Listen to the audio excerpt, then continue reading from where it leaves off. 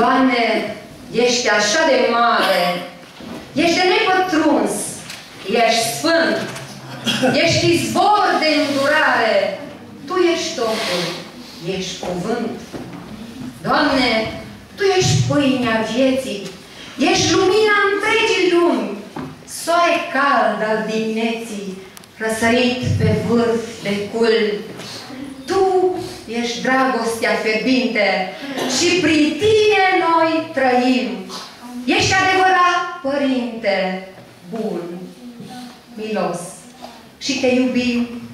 Din întunecimea nopții, din mocirla de păcat, din locașurile morții, Doamne, Tu ne-ai ridicat.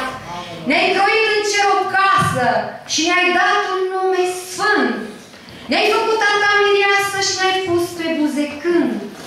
Noi ne bucurăm într-una, zi de zi și ceas de ceas. Viața noastră Ți aparține și Te laudă al nostru glas. Dar sunt mulți ce pierd în lume, Doamne, Tu-i cunoști și știi. Cheamă-i Tu pe toți pe nume. Fă-i, Te rog, ai Tăi copii.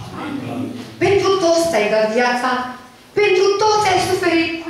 Spune-le și lor aceasta, spune-le cât I-ai iubit. Prieten scump, frate dragă, credinciosule iubit, pentru viața Ta pribeagă, însăși Iisus s-a jertfit. Nu mai amâna și spune, mântuirea o ai în dar.